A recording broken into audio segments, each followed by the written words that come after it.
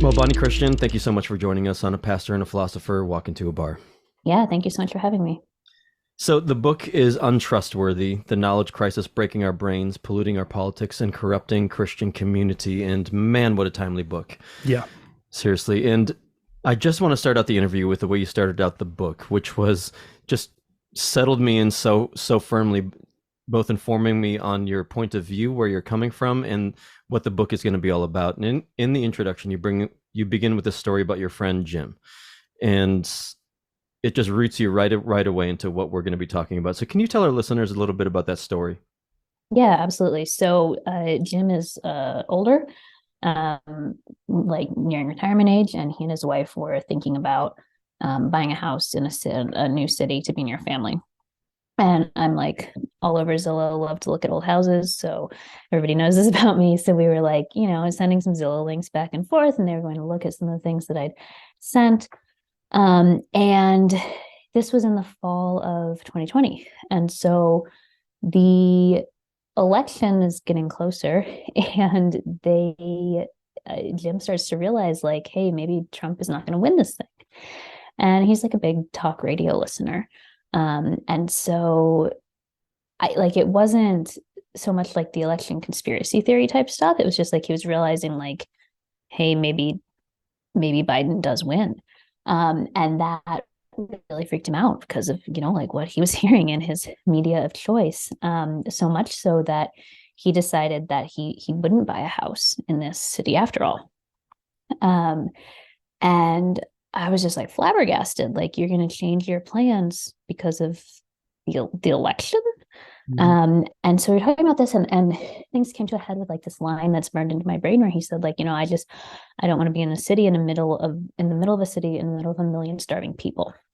I was just like, what? Mm-hmm. And he was just so sure that, if the Democrats came to power, that like supply chains would break down, like we'd be going like Cormac McCarthy the road, like everything was going to be the end of society as we know it, and that they needed to get some land somewhere where they could be like farming.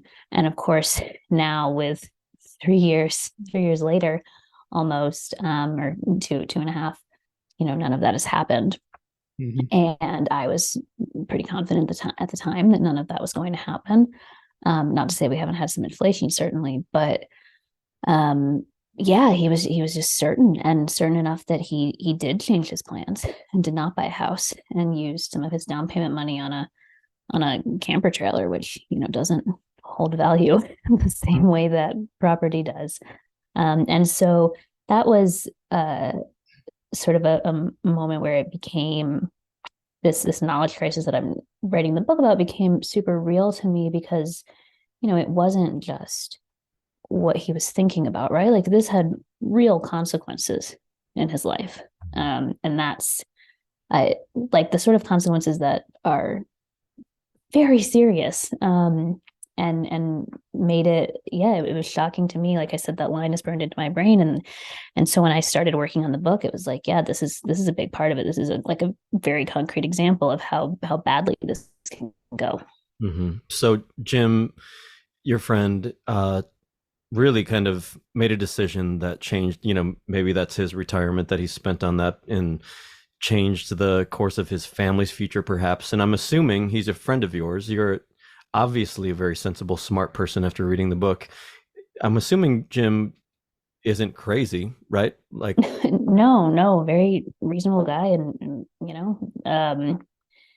this is not like a case of, he needs like mental health care. This is a case of he believed that this was going to happen because of the media he consumed. And the book was born. Yeah. Were you already writing it at this point, or was that one of the triggers? Let's see, fall of 2020. I was thinking about it. I think I was, sort of batting around a couple of different book ideas at the time, but it wasn't until after that I put together the proposal. Yeah. Well, it makes sense if that'll trigger something for sure. Yeah. I haven't had anything quite that extreme, but I think a lot of our listeners will probably identify with that story and know family members or friends who are in very similar situations. So when you refer to a knowledge crisis, it's easy to see what you mean. So sad. Yeah, you don't need the stats, although there are some very disturbing stats in the book that we'll get to. But no, I think most of us probably know somebody who has made significant decisions based on really shitty information. So I've read several books on these topics. I'm writing a book about expertise as we speak, and so I'm coming across more and more. Other than the ones written by philosophers, most of them don't talk about philosophy. And some of them I wish would, right? Because they're talking about concepts that have long philosophical histories behind them. So when at the beginning of chapter 1, your first little subheading was Introduction to Epistemology, I got excited. So you say in the book, you have a critique a couple of places of the phrase speaking as a blank, but I'm about to say it anyway. Speaking as an epistemologist, like that's different though. That is earned expertise. That is not just unearned identity. Although you're just taking my word for it. I was going to say that's true. That's true. You guys could be lying to me here. Could be anybody. So why did you frame it that way? What made you dive into the philosophy? Because it's all the way through, and there are many different tacks you could have taken as a journalist. Yeah, I mean, I've been interested in epistemology for a long time. Honestly, I think going back to like my undergraduate degree, I did study political science, but definitely went more into like the political philosophy end of things, not so much like the math side of political science. So it's been interesting to me for a long time. And I would say in like 2017, 2018, 2019, like in those years in the run up to when I started thinking about like this as a book, that was a topic that I kept coming back to in sort of my journalism work. I'm an opinion writer, so I have the leeway to talk about that sort of thing in the way that a reporter might not. And it just seemed increasingly like something that people did not know about and maybe really needed to know about in this time and place in which we find ourselves. And so I think in my original proposal I had like epistemic crisis in the subtitle, and my agent and editor advised me rightly, you can't put that on the cover. People don't know what that word means. And they're right from a marketing angle, but from like a getting out of this mess angle, like that's part of the problem, that people don't know what this word means, and we're engaged in like epistemic activities all the time. We're always thinking about, like, we're always weighing truth claims and accepting or rejecting them, but we don't really recognize that that's what we're doing. Yeah, and I appreciate that. I'm right there with you. It's one of the major points of having this podcast. If anything, you're maybe a little more optimistic than I am about the usefulness of philosophy in this area, like its ability to actually make a difference. But it was a refreshing kind of optimistic take to read, so I appreciate it. So, Bonnie, I don't like questions like this, but I feel like I have to ask. Okay. That's a good way to couch a question, right? But in chapter 1 of your book, and then you go on and you do this several other times, you say that both political parties are at fault for this epistemic crisis that we find ourselves in. Now, I'll admit that the left is not perfect, for sure. It deserves its fair share of critique about a number of things. But when it comes to this particular issue, the epistemic crisis that we find ourselves in, the lies, the fake news, all of the stuff that this book is about, it seems like a bit much of a both sidesism to try to say with integrity that both sides of the political aisle are responsible for the epistemic crisis, when seems to me like we didn't have this epistemic crisis until 2016 or 2015 during the election, and until Kellyanne Conway was talking about, alternative facts and fake facts, news. And now we have just a plethora of actually just fake news that's just come out of nowhere. So to me, that seems a little. Just tell me why you say you want to go to length to say both sides. I mean, so I think it's completely fair to say that on balance, in this exact moment, in some ways the right is worse, or at least worse in more obvious ways. I do think Donald Trump is a unique figure, and the way that he relates to tens of millions of people is unique, and there's not a exact comparison to that on the left, for sure. The reason why I think it is a problem of the left as well is, and it definitely looks different. Fully agree with that. Well, hang on, let me back up before I say that. One other bigger factor of this is that I think that we would be in a very similar situation even if you didn't have Trump. I think that the cultural and technological changes are such that maybe it wouldn't be quite as bad. Maybe it wouldn't be as bad in such like glaringly stupid ways as like alternative facts. But I think a lot of the fundamentals would be the same if you take Trump out of the equation, but you have all the same like technological progression, the same overwhelming quantity of information that we're encountering. I think that's a big factor. And so I don't think it's, you know, if the right were sort of behaving itself, being sort of like, I don't know, the right circa 2002, right? I still think we'd have the vast majority of what we have. Now, as far as the left, again, I do think it looks different. Like a really obvious example to reach for here, I think, would be the way that especially the very online left in America is increasingly like the very well educated, the like academic elite left. And thinking about like the way that people handle like I would say it verges into like scientism, the way that like it goes beyond respect for expertise and like deference to someone who knows more than you and has true expertise to frankly getting weird in some cases. Like when people started example of scientism for people that might not be familiar with that term. I mean, so I'm thinking, especially in the context of the last few years, of like the behavior around some of the pandemic stuff. Like when people started posting like hard eyes for Fauci, like what is that? This man's a government official, he's a bureaucrat, you're like in love with him. And then with him personally, and also a lot of public health officials, blatant admissions of noble lies, blatant hypocrisies where they're violating the rules they themselves have made. Like that kind of behavior is so deadly to trust and expertise, and we super need trust and expertise. And so, like, to my mind, that's a really grave undermining of truth, and a really grave undermining of expert sources of knowledge, and you know, a really valuable opinion and wisdom that we need from well-educated people. And so, like, for me, there was the early lies basically about masks, saying like you shouldn't wear masks, when in reality they just wanted to conserve masks for healthcare workers, right? And then shortly after they come out and say, well, actually we just wanted to conserve masks for healthcare workers, masks are good and you should wear them. Why would people believe that at that point?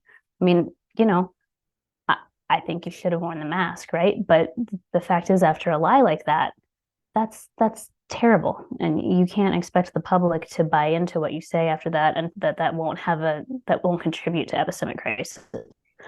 So there are other ways as well. That's something that I think looms really prominent right now, in my mind, certainly given recent history. But I can give more examples if you would like. I don't think so. Yeah, I think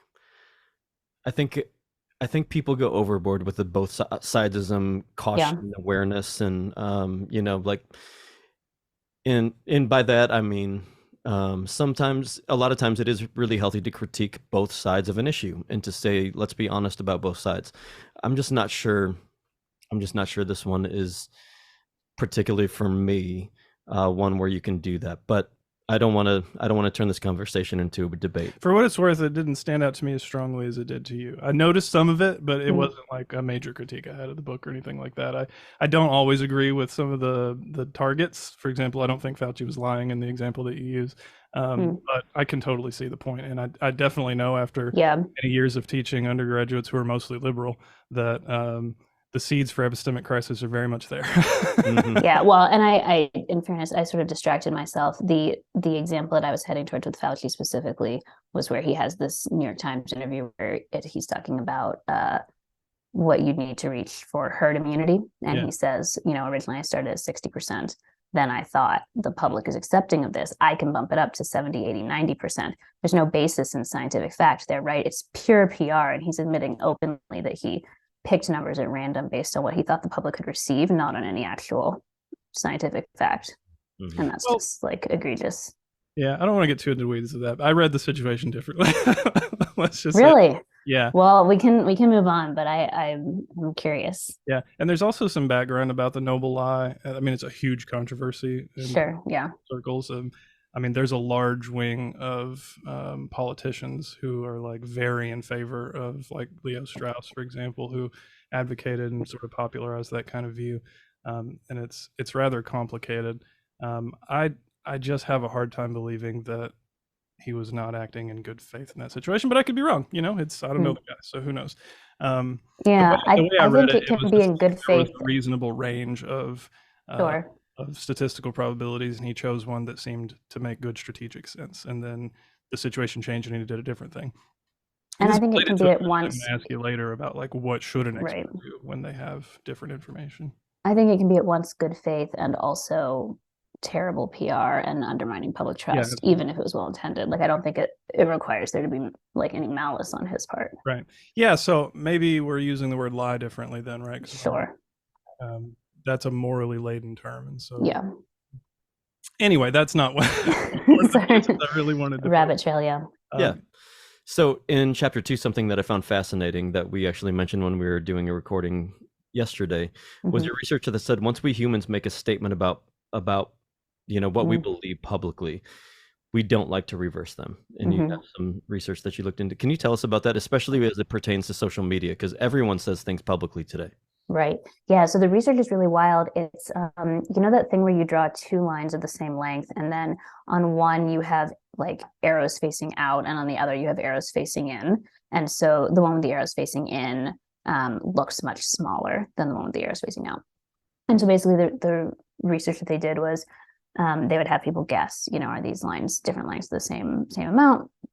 And they had some people just think it to themselves, some people write it down, some people say it aloud to the group. And what they found was like, this is a belief of no consequence, like nobody's going to think you're stupid if you get it wrong, it's whatever. But the people, like the more they had committed themselves to it, and the more, like, so the people who wrote more than the people who thought, and the people who spoke more than the people who privately wrote, they were very resistant to changing their minds. And so, it makes sense if you think about it, right? Nobody likes to be wrong. Nobody likes to look like a inconsistent or a flip-flopper. And so when you put things out in print, in public, then when you're confronted with evidence that maybe what you said wasn't actually right, it's harder to go back on it and to say, not only here's my new opinion, but I was wrong before. And I think we all know, we have it in the back of our minds that, you might even try to just say like, here's my new opinion, and then someone could dig it up and call you out. And so that knowledge, whether it's conscious or not, I think does make it harder for us to change our minds once we've posted. As if it's a bad thing to say, I've got more information than I had when I said that, and now I've changed my mind, as if that's not a good thing for a human being to do, right? Yeah, which is so weird, but that it feels awkward to do it. And even I think though we would all say like, yeah, it's great to update your opinions when you know more, but in practice doesn't mean we do it. And how does that affect this, our discourse? I think is what you were talking about in that part, or even that epistemic crisis that we're doubling down on things that we know are not true. Yeah, well, the social media situation is unique in history, right? Like in decades past, you just only had so much opportunity to talk about this stuff. Like you didn't have a phone with you, a way to broadcast your opinions to everyone at just about any hour of the day. And now you do. And so once sort of just like practical realities of life and, social norms and not being a jerk to whoever you're standing next to in line or whatever, like that would have constrained your airing of your opinions, and a lot of it would have just stayed in your head. And now we all have this opportunity all the time, and in many cases we do just sort of play pundit constantly. Mm-hmm. it made me think about how much easier it would have been to be friends with people who think differently than you or social media, right? Like I've literally got people that I had to, you remember it, right? Yeah. You didn't know that Jim thought that way, or Jim didn't know he thought that way. No. And everybody's got a Jim in their lives that like, I love this person deeply. How can they think this way? And then all of a sudden it starts changing and tainting the way you see them. Man, I long for the day when I don't know everything about the way this person thinks and all their opinions, because they probably are more than their opinions. But now today, that's all we see now. Yeah. It's tricky. And then you get into this sense of like, well, do I have a moral responsibility to confront them? Like that was a thing for a few years there, especially there was like that big spate of how to show your racist uncle at Thanksgiving, like how bad he is. Because we all know that what persuades, 60-year-old men is having like a 19-year-old tell them that they're wrong in front of all their family. Works every time. Yeah, very effective. Yeah, especially after a couple of glasses of wine. So I'm gonna skip ahead a couple of questions because it's relevant. Related to that, so one of the things I notice a lot about expertise and people's relation to it in the public sphere is that often an expert's changing their mind is interpreted as a failure of expertise itself. And so you talk about changing perceptions of expertise, whereas it used to be like when a conspiracy theorist is a good example. When a conspiracy theorist back in the day being like 1995, 90s, the late 1900s, as I've heard. Right. Some kids are saying. My daughter would say that. Yep. Late 20th century. Like the way to be a good conspiracy theorist was to marshal lots of evidence and lots of arguments and throw as many of them at your opponent as you could and appeal to expertise in a very heavy-handed way. It's just an alternative set of experts. Whereas conspiracists today operate quite differently, right? There's a hostility to the notion of expertise itself. So I wanted to get you to talk about that a little bit because I've noticed it too. And maybe just while you're doing that, give us this distinction between conspiracists and conspiracy theorists.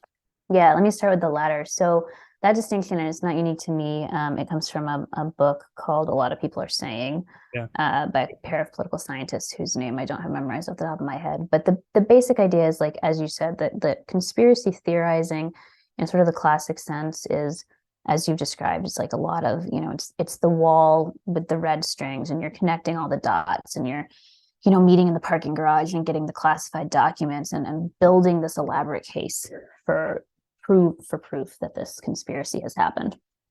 And sometimes that will be right. More often, probably it'll be wrong, but you're building a case. Conspiracism is what this book calls conspiracy without the theory. And so it's not really going to all that effort. There's not necessarily any documents there. There's not necessarily any proof. There's a lot of accusations. There's a lot of innuendo. There's a lot of like, that sure seems to fit. And it's really just like you've picked people that you have already decided are bad, probably because of pre-existing political differences, and then just sort of like go looking for bits and pieces that make sense. And the QAnon movement is a really great example of this, right? There's no actual proof that like elite Democrats are eating kids. The various branches of the conspiracy theory. I shouldn't even call it a conspiracy theory because it's not. There's not much of a theory there. And that's why it can always change. It's very flexible, right? So like if one prediction doesn't come to pass, that doesn't really matter. There's no theory to blow up. You just move on to a new accusation, a new prediction. And it's so you can just keep going. Right? It's distributed by design so that there's no central figure that can, if they topple, the whole thing topples. It's like a really good comparison is that it's like a game like that people are playing together. And you're sort of, you're building the game together in sort of like a Dungeons and Dragons style, right? Where you're all telling the story together. And there's not, there were these posts by Q that launched it. But, Q can stop posting and the story can keep going because it's not really dependent on that. The I've seen on this is that they're pretty sure they know who the first Q was, but there are Mhm. like several people who have played the role, it sounds like. Yeah, I think they're pretty certain. I don't know if there's like I don't know the extent of the smoking gun, but I don't think it really matters to the vast majority of people who are involved in that, because they don't, they can believe what they want to believe about who Q is, and they can believe what they want to believe about the whole thing. And so like there's different versions of it, right? Like in some versions of it, Trump is still president now, and like Joe Biden is like a puppet for him basically, or maybe he's a hologram, or maybe he thinks he's president and he doesn't, know that he's not actually like there's so you can make of it what you want. It's endlessly malleable. Yeah. So that's that distinction. And then the other question was like the changing views of expertise. Is that right? Yeah. Okay. Yeah. So the one thing you mentioned, the idea that we see experts changing their mind is a failure now. And I think that's true. I also think it's somewhat something of a novel situation where in the past, when you sort of like those decisions happened behind closed doors to a real degree, right? And so experts would do their deliberations, do their experiments, what have you, and then come out sort of with the final product, or at least a product that would be final for a little while. Whereas now we see them, arguing on Twitter. We're getting like updates and changes in real time. Things happen so much more quickly, partly because like technology enables it to happen, and partly because social media and the constant invitation of experts to come talk on cable news or what have you allows them to sort of give live updates along the way.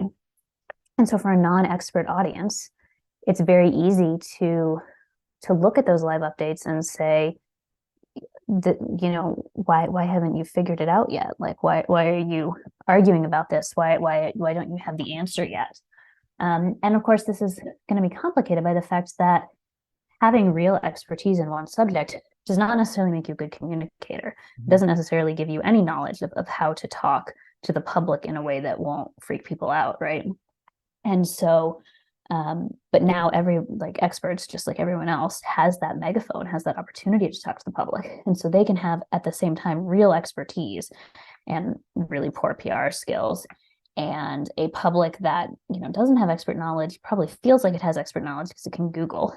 Yeah. And so that all together just makes for a terrible loss of trust in something that we very much need. And real expert failures do happen. But then there's also this like very natural and appropriate revising. I think those two categories just get mashed together. It's a terrible effect. Yeah. And it results in really horrifying statistics like this one that I found in your book. About 15% of Americans, I think it was 2021, endorse QAnon beliefs. So it's like they wouldn't necessarily have self-identified as QAnon adherents, but when asked, do you, subscribe to these tenets or whatever you want to call them, they did, like all of them. And then an even worse statistic, when you look at white evangelicals specifically, it's like maybe half, like 30. I don't think that it was very high. It was like 55%, but I don't think that half was necessarily the whole package so much as like at least something significant. Yeah. Yeah, but even just that 15% statistic, you cite somebody saying that's about the same number of like white mainline Protestants. Yeah, that was I had to read that like 3 times when I saw it. I was like, this can't be right. Yeah, insane. So did you want to follow up on that? No, I mean, it's one of the more depressing parts of the book, to be honest with you. As a pastor, this, you had a chapter where you talked about interviewing a couple pastors and faith leaders and talked about, the conspiracy theorists or the people who QAnon followers or people who believe stuff about it in their churches. And I just got this sense, and this is not unique to your book, is not unique to the people that you interviewed. I'm a pastor. I have lots of friends who are pastors, and I just got this sense of pastors saying or thinking, what do I have to say about this? Because the minute I talk about how, it's unchristlike and really just crazy for a Christ follower to believe in these conspiracies and conspiracy theories and conspiracism, I'm going to lose a third of my church. and I can never do that because I've got bills to pay, because I've got, all this, that, and the other. And it's actually made me want to write and to have a whole episode about, like, we need to be willing to lose people from our churches, because if pastors can't talk about an epistemic crisis like this, and if pastors can't talk about, 30 to 50% of their church believing in conspiracy theories, and maybe way more than that in some contexts, I'm sure. If we can't talk about those things, why are we pastors? Why are we leading church? Why are we trying to disciple people unto the way of Jesus?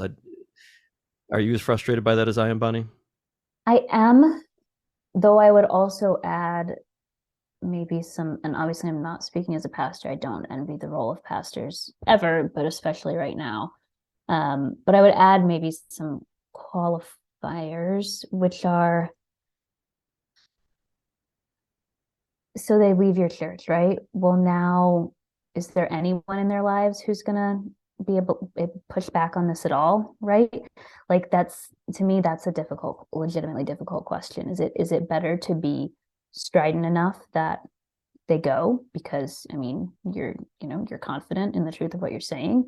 Or is it better to try to, speak with them gently and privately and have at least some input in their lives that's not QAnon? I don't know. I mean, I don't think that's something you can answer at the mass scale. I also think it's complicated by the fact that even more now than a few years ago, there's been so much sorting about this, right? Such that the pastor who wants to speak out, he probably doesn't have many of those folks in his church anymore, and he would be just preaching to the choir. And that's not to say, like, don't do it, right? Like, it's good to reinforce it with people who are not, deep down that road. But in many cases, I think that the sort of people who are deep down that road have already gone to churches that are going to reinforce their beliefs. And so, the pastor who wants to speak out and the person who most needs to hear it are probably not going to be in contact in many places. It's I was at an event in Chicago a few months ago that was talking about, like, themes related to the book, and there was an audience question that was basically like, why aren't pastors and especially sort of like national evangelical leaders speaking out about this obvious problem that you have, like, among your people? And so I was talking over, like, what I'm saying here, like, yeah, I mean, in many cases they should, but there are messy reasons. There's also, as you said, like, these practical reasons of, does your church collapse and die when half of your congregation leaves, right? And because they can't keep the lights on. But the other big part of it is, and this connects to our discussion of expertise, it's not like there's no evangelical pope. It's not like there's some greater hierarchy, right? Where you could have some widely recognized authority figure say, this stuff is wrong and bad, and you guys are in epistemic crisis, and here's what you need to be thinking about this. That people would be, in some sense, like, required to listen to, because you can just leave and go to a different church and hear exactly what you want to hear, and it's not like they're both reporting to the same bishop or something like that. So yeah, I share your frustration. I also understand why some pastors hesitate. I do too. I really do. I mean, I have, again, many peers who are in that boat, but I think somebody should write a book called The Scandal of the Evangelical Mind, because most of the people that we're talking, you're correct in saying there's a lot of people who are really hardcore QAnon followers or MAGA, evangelicals who are already down the road to Greg Locke's church, and there's no coming from that. But I do think there's a lot of people, especially the ones that you speak to in the book, who would never say they're a QAnon follower, but unwittingly follow a lot of QAnon perspectives because they've been told that by their family or by their talk radio or whatever. And I think there are many who, if a pastor came out and said, let's have a real conversation about the things that we believe and that we are, moved by as a people, as opposed to the gospel, I think there are some people who would leave, for sure. You're going to lose people if you talk about conspiracies and conspiracy theories. But I do think you're going to actually win over some and get them to think, wow, like I didn't know I was believing that.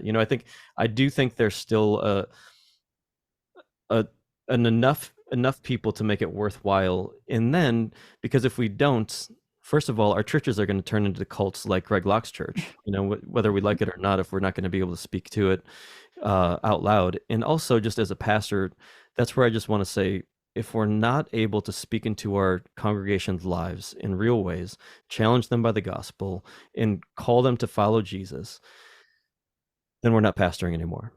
Then we're not actually serving the church. We're actually just trying to entertain people and keep, a budget, what it was in the good old days. And that is something that I hope no pastor is interested in. And I think that is touching on a bigger issue that I realized as I was writing, and also realized that I was not the person to address it at a large scale, and that there wasn't room for it in this book at a large scale. But it's wrapped up in a bigger issue of like ecclesiology and like pastoral authority. And obviously there are really good reasons. We can all think of, scandals and examples of abuse, why people are wary of strong pastoral authority, and why people are wary of staying and like submitting themselves to that hard teaching of discipleship, right? When some part of them wants to reject it. Mm-hmm. But I don't know if it's possible to move past the bigger epistemic crisis until we figure some of that stuff out as well, and how to do that in a healthy and like obviously non-abusive way. Yeah. And this is, it's almost like fast forwarding to the end, but I had the thought as you two were talking of like the people who are hard and entrenched, and we all have those people in our lives, most of us, unless you're like living on some liberal, atheistic island somewhere in New York. We all have those people in our lives. And I want to say, for the people who are really entrenched, for the people who are just like have given themselves to it, I have very little hope, if any, that they're ever coming out of that. Like, you have some good tips in the end of your book of how to detox from social media, how to quiet your mind a little bit, because we're so, there's a many good recommendations that you have at the end of your book, but I'm skeptical that any of them will work on the people who are buying it hook, line, and sinker. What are your thoughts? Yeah, like the people who don't know that there's a problem, right? And so, that's obviously someone who's never going to like take those suggestions and try to apply them for themselves. I don't know. I don't want to say that I have no hope. I do think it's a fool's errand to think that someone is going to change their minds, in a 6-month, 2-year, 5-year timeline. It's probably going to be a very long timeline if it happens at all. I would say for a lot of people, I don't necessarily even know that there's going to be a mind change so much as a deprioritization and like a refocus of attention. And so maybe those beliefs are still there, sort of lurking in the back of their minds. Yep. And that just is what it is. And like, we're all probably wrong about stuff, and hopefully not too severely. But if it can become less relationally destructive, less, destructive of personal choices they're making, like where to buy a house or if to buy a house, if you can have some improvement on that like relational and practical side of things, such that, again, even if the beliefs are still there, it's not the main thing in your life anymore. I think that is possible. There are many cases where it won't happen, and you can, if you want to be really, really sad, go look up the QAnon casualties subreddit and read people's stories about like their family members getting in, so deep that they just cut off relationships because they can't be, they can't have a loved one who doesn't agree with them on all of this stuff. But I think that for a lot of people, it's possible to avoid that, which may not seem like, that might seem like a low bar, but I don't know. I think that's pretty important. Yeah. And one more thing, and I'll let Kyle last few questions, because I know that he's got some good ones, but I do like your approach of saying, just don't argue. Like, whether it's on social media or in person, don't argue about it, because it's like, I've never seen it actually work. What might work is actually drawing their attention to some more beautiful things, to some more real things, to some more good things, and drawing their attention away from the stuff that they've been filling their minds with. That seems, in my experience, like the best advice I could hear or give somebody. Yeah. And it's advice for like myself as well. Like, when I don't argue online anymore, really. But back when I used to, I would be like jumpy. Like I'd log off, but I knew that it was still out there, and I'd be like a little like hyped up, like trying to calm myself down before I went back and looked again. And it wasn't even like anger, it was to some extent fear, like has someone gotten on there and just really dragged me. And in real life, I think there, like for me, the bigger risk is that if the argument isn't going anywhere productive, and it's not going to, that, I will get angry. And how is that going to make them more likely, the next time we talk, to give any credence to what I say, even if what I'm saying is something much more neutral, or like, come to dinner with me, right? Because I've just yelled at them over some political belief they have. Mm-hmm. Yep. Yeah, and I want to come back to that later. And we're going to talk more about the internet and Bo Burnham, who was probably my favorite book, big fan. So we're going to get to that. First, though, I want to take a somewhat more challenging line of questioning, if that's okay. Sure. I really enjoyed your book. I like you. You seem like a nice person. I did not enjoy chapter 7. And this is the one about identitarian deference. And so I thought that this was the chapter that people might get mad about. It hasn't happened yet. So yeah, that's interesting. I didn't hear it come up on any of the interviews I listened, yeah, which kind of surprised me. And well, let me first pose it like this. First, what is that? Where does the idea come from? Why is there a chapter about it in the book, and how important do you take that chapter to be to the thesis of the book? Sure. So the idea comes from a man named Matt Brunig, who runs the People's Policy Project. And he came up with this, I want to say it's like 2013, quite a long time ago. And the idea is basically that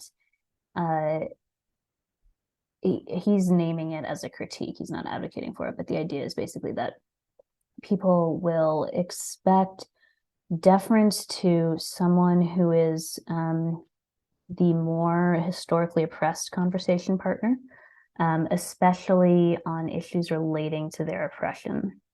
And so you mentioned earlier the phrase speaking as a, so it's something like if you're talking about racism and one person is white and one person is black, the black person can say, well, speaking as a black person, here's what I think, and the white person needs to defer to them because they have superior knowledge and experience of it. And so the critique that Brunig makes, which I won't go over in full because he's a very logical guy and has, quite a lot of steps that would be tedious to say in a podcast format. But the gist of it is basically like it requires a previous logic of, or a previous idea of who is oppressed. And it doesn't make a lot of sense in practice. And that the way that it frequently works is that people come to their own conclusions, then they find someone of the the oppressed demographic who agrees with them and point to them and say, look, here's a person who's saying what I think, and we have to listen to them because they are in the right demographic. And beyond that, as others have pointed out, I think it functions as a conversation ender, where if someone invokes that epistemically superior identity for the sake of this conversation, well, then the other person is just sort of, what can they say, right? Like they don't have the standing to challenge it, regardless of like the quality of the ideas or arguments or facts, evidence being asserted. As far as how important I think it is, I think that depends a lot on the context that you're in, and whether you're encountering this very much. I think there are plenty of people who are not encountering this very often. I also think that there are places where it does happen, and where you see critiques of people's writing or arguments that have nothing to do with the truth of what they've said, the reason of what they've said, the evidence of what they've said, and just have to do with them being the wrong person to say it. And that does seem like an unwise impediment to getting at the truth. Yeah, so thanks for that overview. Appreciate it. I was not convinced by his argument. It Yeah. seems relatively easy to me to determine who the oppressed are, and it doesn't like it's a kind of publicly available evidence. It doesn't have to be something you discover autonomously, right? It's out there. Like it's I can make a pretty easy case appealing to premises that any reasonable person should be able to get behind, that African Americans are more oppressed than white men. Like that's not. And I don't think he would disagree with that. I think that his point is that you can make that prioritization without, or you can make that determination, excuse me, without making the leap to Sure. deference.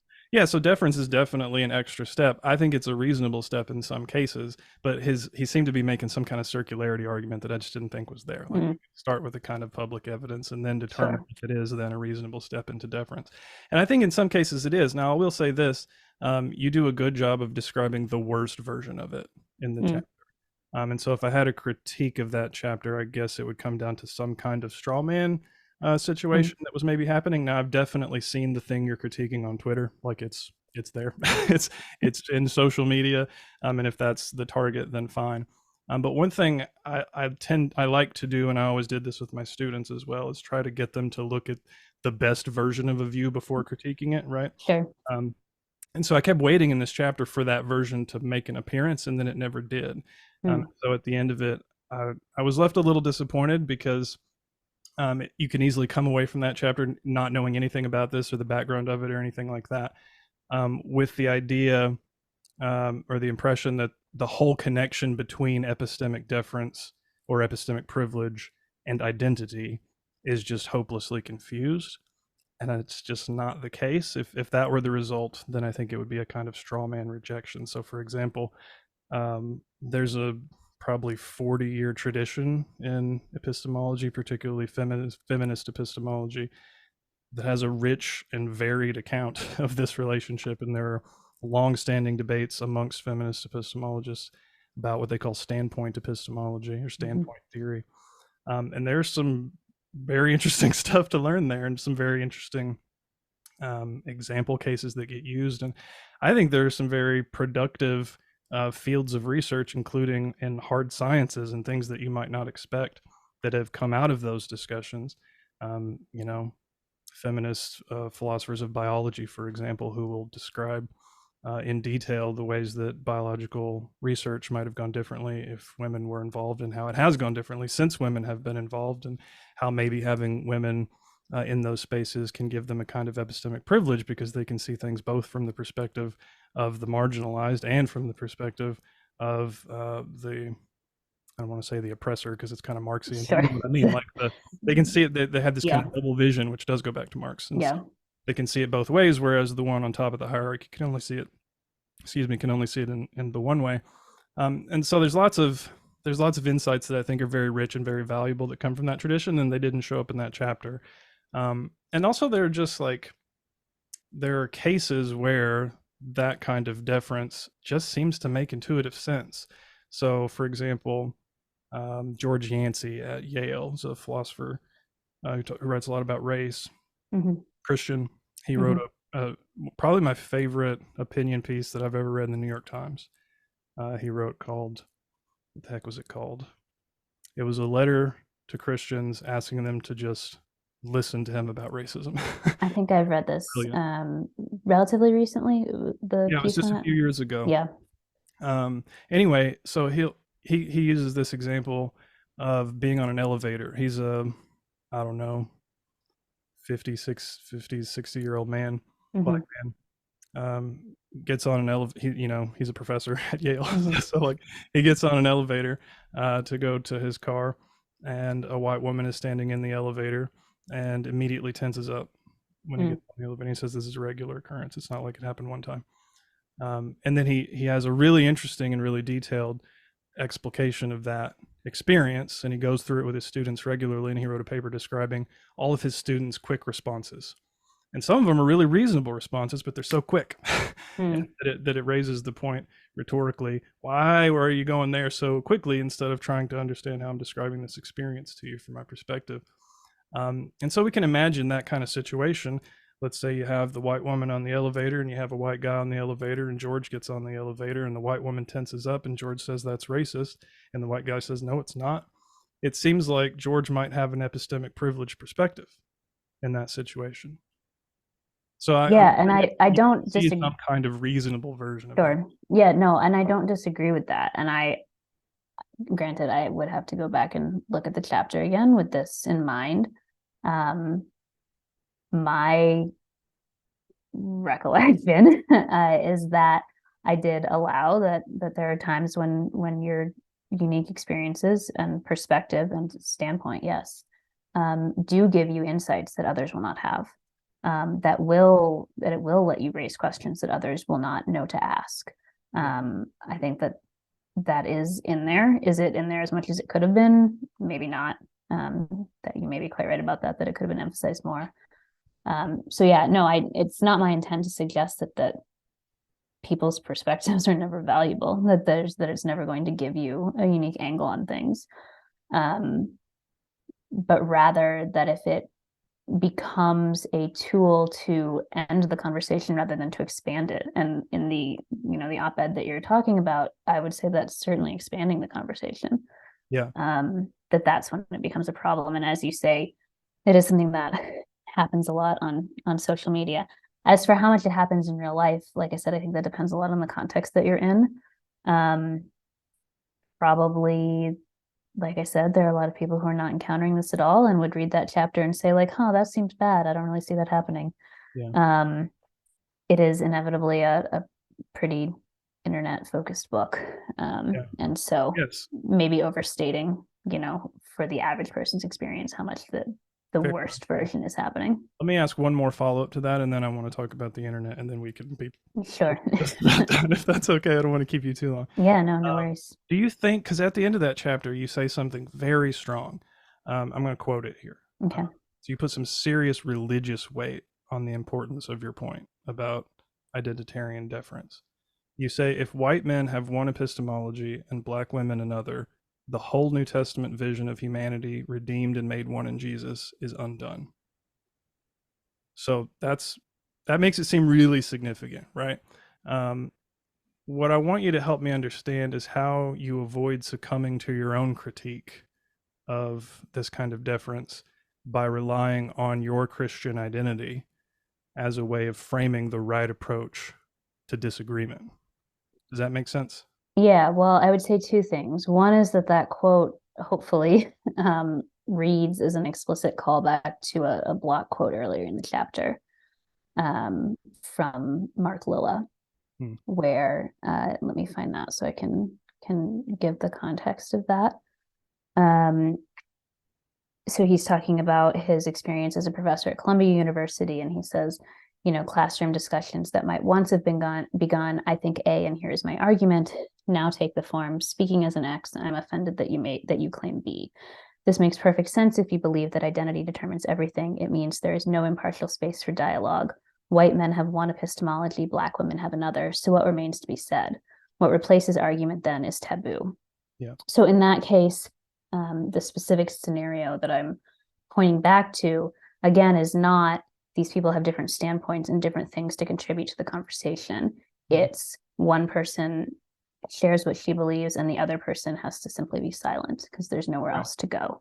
So is it the case that your central critique of this kind of view is that it makes argument and disagreement impassable based on? Yes. Okay. So as far as the other part of your question then, or sorry, if you wanted to keep going. Yeah, I was just saying, why do you think argument should be passable?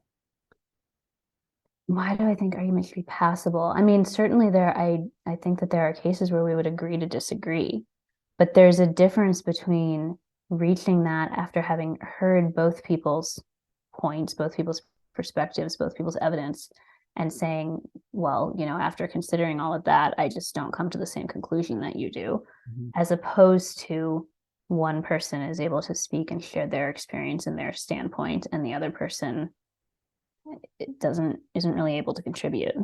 Yeah. It just seemed to me like, and this is the last thing I'll say about it, sure. It seemed to me like you were falling back on an idea of Christian unity as a justification for why disagreement must be passable in the end. And if that's what was happening, then you're doing the identitarian deference thing, right? Because I'm a Christian, I'm committed, it's my conviction that there is a kind of ultimate unity where identity will not keep us from one another entirely. Yeah, I would say the unity is not complete agreement on everything. This is going to be like the worst line I've ever said, but if you're familiar with my first book, the whole concept of the first book is there's a lot of stuff Christians disagree on. Let's go over the disagreements and, see what they are, and understand that thinking this other thing does not make you any less a Christian than, whatever position it is you favor. So when I am alluding to Christian unity there, it's not lockstep agreement on everything that, we believe, right? Like there's going to be disagreement. It's more a procedural argument about how the conversations are happening and how that agree to disagree moment is being reached. Yeah, and I can say, I mean, I anticipated this conversation as I was reading the chapter, honestly, because I was reading your chapter and it was, well thought out, and I know Kyle. And I don't mean that as a dig. I just mean I feel like I know your mind a little bit, and I think both are correct. I was uncomfortable with the chapter in some ways, because I think there's been a correction that's been long needed as far as listening to people who are in oppressed communities. That's just like, I think that's an easy yes. And then I do think that, like, much like in many other cases, there might have been an overcorrection. And when there's and by that overcorrection, I mean when a person who's not in oppressed community can't ask any questions or can't share their perspective or data or whatever, then maybe that's an overcorrection. And so I think we can say yes to both of those. Yeah. Here's a thing that I think we can all agree is bad. Who was the person that you were citing for this in the book? I can't remember the name right now. Somebody well known. But like, it was the novelist, the African novelist, Adichie, right? Chimamanda Adichie. So like, if you can't ask a good faith question without being villainized, that's bad. That's and that happens on Twitter. That's the name of the game on Twitter, right? Yeah. I just want to maintain that there is a version of epistemic deference that is defensible and that's more reasonable. Yeah. Anyway. And I want to say that I don't know that I would call it deference at that point, just because I don't know, I don't love the word for something more positive, but I agree that there is a version that is good, and that like we should be listening to people's perspectives. Very Christian idea, right? I mean, submitting yourselves to one another is like what we're supposed to do. But whatever, we're getting I did want to talk about Bo Burnham because he's my favorite comedian, and I freaking loved that. Hold on to Bo Burnham because I love N.T. Wright. Okay. And Bonnie mentioned N.T. Wright. Bo Burnham is times. To me, N.T. Wright is to me. I mean, it's a tough call. That's fair. If it helps, I have never heard of Bo Burnham. What is wrong with you? Yeah, no, sorry. Well, I've never heard N.T. Wright. No, in chapter 8, Bonnie, you put forth some epistemic virtues that can help our knowledge crisis, and you share a number of those. I don't want you to go into all of them. I really would love to hear more. You use N.T. Wright's phrase, an epistemology of love. And man, that sounds so good. But you gave like three paragraphs to it. So could you just flesh out a little bit more for us? What might be an epistemology of love? What does that look like? What does that sound like? And what is it exactly? I will try. I warn you though that I've been asked about this once or twice before in podcasts. And part of the reason why I quoted him like in a big block quote in the book is that I feel like I always butcher it when I try to say it just off the top of my head. But his idea is basically that you're not seeking sort of a inhuman, impossible objectivity where, you're just a mirror reflecting the world with no input, no perspective of your own, no standpoint, but also not going into complete subjectivity where it's just about what you want to be true or what's convenient or profitable for you to be true, whatever serves your personal interests. And so his idea of an epistemology of love as a better a virtuous medium between the two is that if you love the thing that you're you're trying to learn about, and obviously not love in like a sentimental sense, right? But wanting to sort of like know and understand, and I think he uses the word like celebrate it for itself. Then that gives you a perspective where, you know, it's not, you're not without regard for truth. So you're not getting into subjectivity, but there is like an affection and a posture there, and wanting to like really know the best of it, and to know it well. And it's closely related, I think, to the idea that I also only give like a few paragraphs to, which is the Anabaptist idea of hermeneutics of obedience, where, you know, basically their idea is that when you're reading scripture, if you're not prepared to obey it, you'll find it harder to understand. And so both of them are very much about like, how are we seeking the truth, and how are we coming to the information we're encountering, and are we trying to make it serve our interests, or are we coming to it as it actually is? Yep.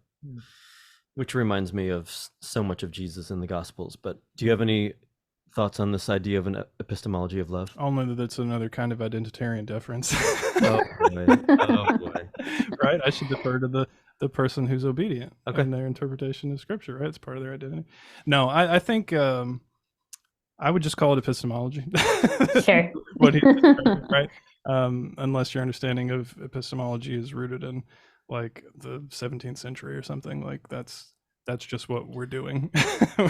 We might not use the word love, although some people would, I suppose. But yeah, I think what's more unique, because you philosophers do mostly, hopefully, have a true love for the truth, and a love for, and a passion for getting to like what's at the root of this argument or this supposition, whatever. But when we talk about normal people, we're not always operating from an epistemology of love. We don't always love the truth. We love being right. We love being, winning a debate. We love, you fill in the blank. I think that's where it really fits. Yeah. So now we'll talk about for the folks who learned the word epistemology, you know, in my first chapter for the first time. Yeah. Did we ever actually define it in this episode? Go ahead. Maybe we didn't. Bonnie, you want to do that just in case? Well, I feel shy doing it in the presence of Philosopher. The gist of it is that it's like the branch of philosophy that is concerned with knowledge itself. You know, how do we acquire it? How do we distinguish between true knowledge and, you know, belief? What's the difference between like fact and opinion? These kinds of questions. Yeah. And if you've been wondering the whole episode what the heck that word means, apology. Yeah. That's not bad. Okay, so last question. In I think it was chapter 9, literally laughed out loud at the beginning of the chapter when you reference Bo Burnham and one of my favorite songs from his Netflix special from the post-pandemic. If you haven't seen Inside, just go watch it. It's brilliant. It's not an easy watch, so like psychologically difficult at times, so don't do it with your kids, but absolutely brilliant. And I think about it a lot, and in particular that song and the emphasis on the internet. So I wanted you to give us just a quick overview of what you're doing in that chapter, why the internet is going to kill us all, and if there are any practical things we can do about it. Yeah. Well, so the song is "Welcome to the Internet," and it's very sort of frantic and unsettling. And he's describing just like the chaos and absurdity of being jerked from, you know, something very serious or something very sweet into, you know, like "you should kill your mom" is one of the quotes from it. I had to laugh at that, but I promise if you hear it in the song, it is funny. It's a very funny song. It's very well done.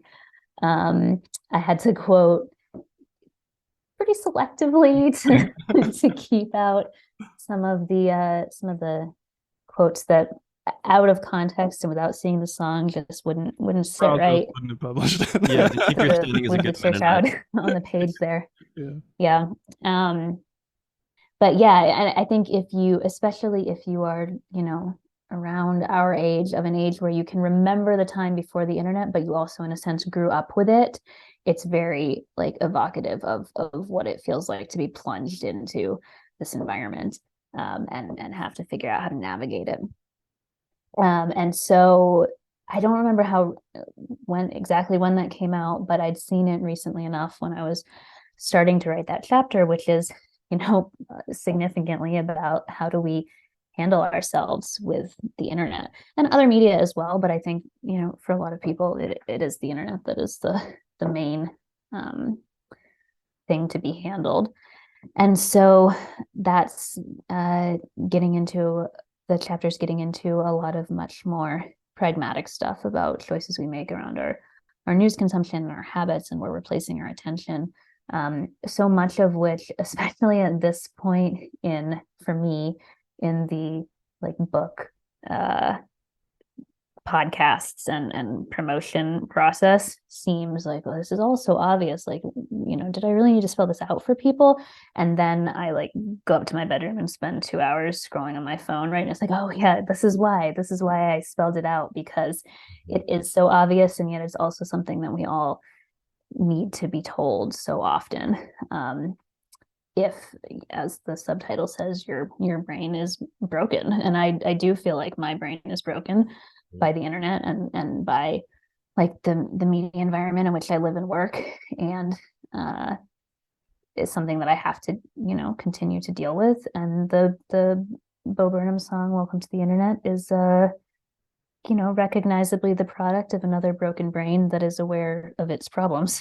I think about it every time my toddler, who is about 19 months old now, runs over and grabs the television remote and brings it to me for me to turn on Daniel Tiger for him. And I think of that line from that song, Mommy let you use her iPad, you were barely 2, and it did all the things we designed it to do.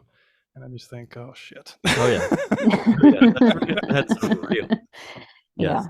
The book at times made me grateful and proud to still be a newspaper subscriber, Bonnie, because... Wow. And I'm not a newspaper subscriber. It feels good to just get your news in a bunch of... Do you iron it? Papers. I don't iron it, man, but it feels good. I'm never going to give up on it until it goes away, and it will go away at some point. But I love not having an algorithm to my news. I love being able to just read what's in print there, and hopefully have a decent source that's not super biased and all that business. But it just scares me to think about how manufactured what we see is on the internet, and how echo chamberish our world gets when we live our lives on our devices and get all our news from our devices, which are trained and formed to give us the particular stuff that we're looking for. We need to cut the cord and try to look for other sources and other avenues for knowledge, for news, for media as much as possible, because man, it really is breaking our brains, I think. Yeah, I don't really have anything to add to that. It's a grim diagnosis in a lot of ways, and I waver to some degree on how much hope is there. How many of us are going to really try to deal with this in a sustained and honestly, I think it's lifelong way. I do take some hope though in the fact that people do increasingly seem aware that there's a problem. And when I say, knowledge crisis, for the most part, people are like, oh yeah, no, I know about that. I have that. Including Gen Zers, they know. Yeah. A lot of them are much better at it than I am. And it does sound way sexier to say epistemic crisis than knowledge crisis, let's be honest. It does. Awesome. Well, Bonnie, Kristian, thank you so much for joining us. Again, the book is called Untrustworthy, The Knowledge Crisis, Breaking Our Brains, Polluting Our Politics, and Corrupting Christian Community. It is I would say it's an important book. It's a really great read, relevant to each and every one of us. So thank you for writing it. Thank you for joining us, Bonnie. Yeah, thank you for having me, even after not liking chapter 7. No worries. Don't worry about this guy.